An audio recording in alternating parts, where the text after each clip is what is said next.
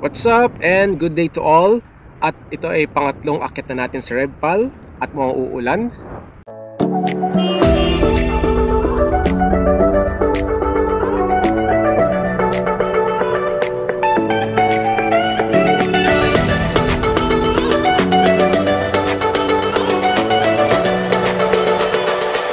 Alright, good morning. Dito tayo ngayon sa Bali and we're going to Revpal.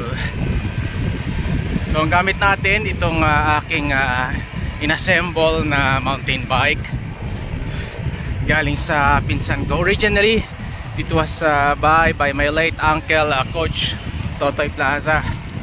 So pinarepaint ko lang at nilagyan ng bagong group set. I'm not using Shimano today. I'm using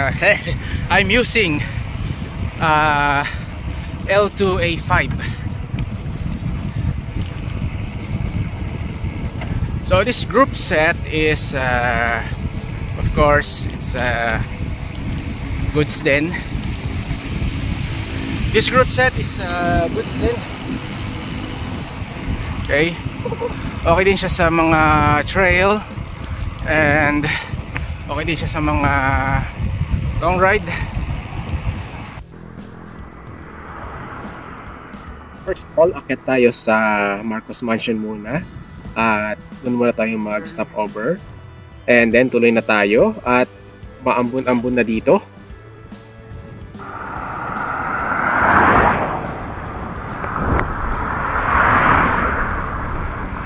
Okay, so currently may nangyayaring easterly doon sa bandang Tagaytay. Although tag-init at mainit ang panahon, may mga chance kasi na nagkakaroon ng easterly dito sa Luzon. Pero bihira lang, pero ito na tiyempuhan, so tuloy pa rin tayo. Right, stop over Marcos Mansion. So tuloy na tayo hanggang halfway, siguro hanggang tap-tap. May makainan, maganda.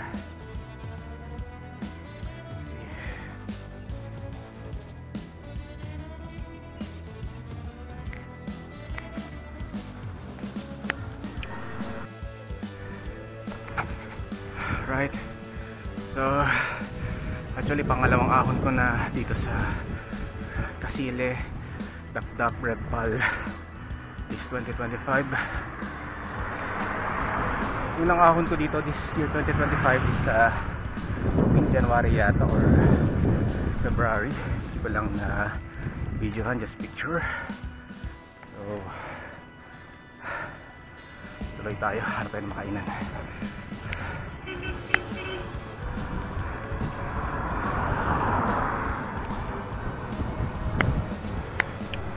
Ito tinatawag na kambal ahon.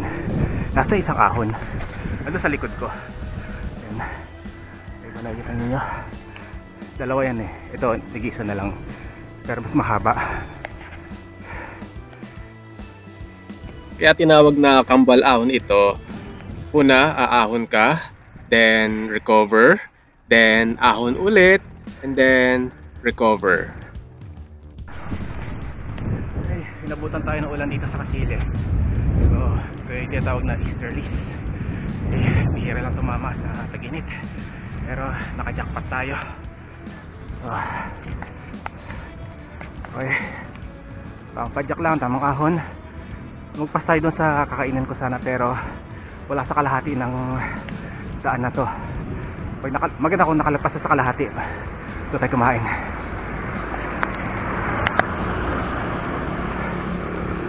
Obvious, umaahon. Kaya rin ng motor, may Toyota Wigo nga, umaahon dito eh. Kahit espresso.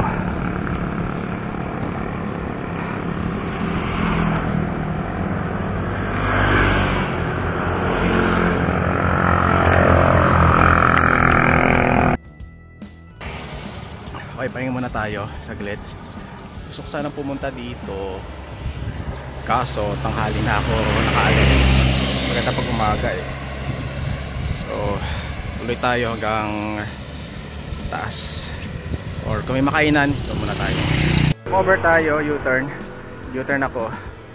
May nakita ako Lomel House. Loming, Batangas. One of the restaurant na nag-serve na ang authentic so tara, kain tayo.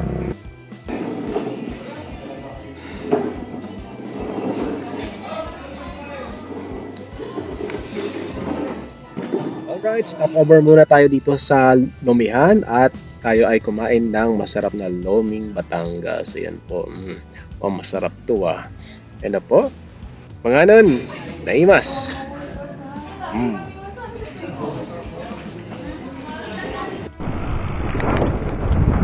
Right, tuloy tayo after nagiging so larga na tayo after natin kumain ng Loming Batangas. So next stopover natin sa may na Dap-Dap. So doon tayo magkape, pas muna sa mga soft drinks.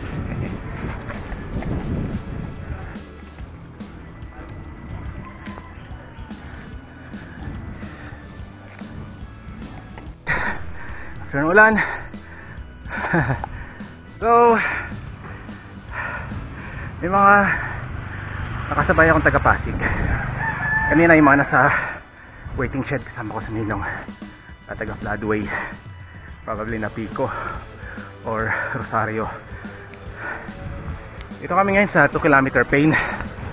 Medyo tarik, my first time, pero ayun sila gapang.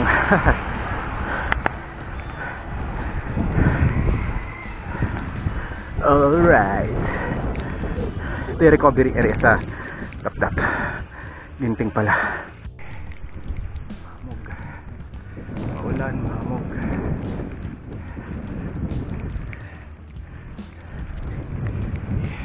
Naka-rain gear na ako, padala yung protector ng camera ko.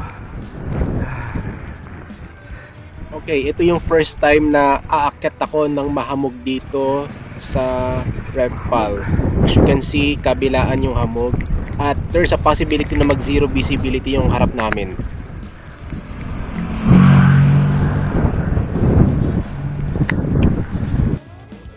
Mahamog, taas ng bundok.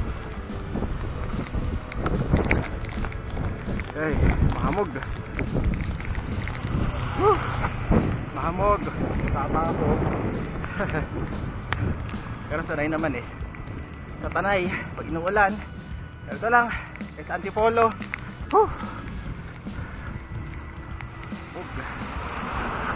Maulan, mahamog, malamig, maginaw. Ganyan dito sa Revpal. Mahamog, stopover. Alright, stopover dito sa Dap-Dap. As you can see, mas makapal ang hamog, zero visibility, walang makita at malakas pa yung hangin. So another stopover muna tayo. Malakas ang hangin dito sa taas. Saan na tayo tagay na area sa Dap-Dap. Taas na rito or People's Park. So silo muna tayo, nakasakulan, mahamog, hindi tayo makita. So inabot tayo dito, kape muna tayo, kapeng barako.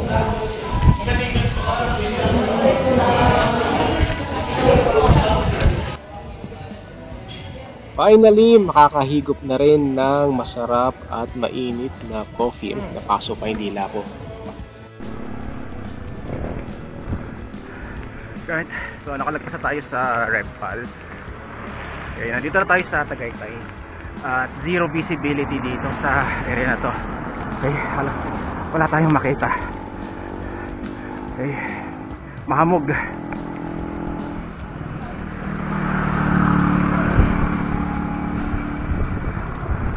Patuloy lang tayo.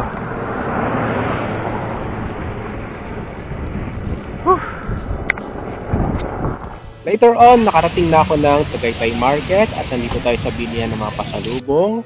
Don't forget to buy pasalubong to your misis. Ayan po. So, thanks for watching, guys. And don't forget to hit the like button on my Facebook page. Maraming salamat po.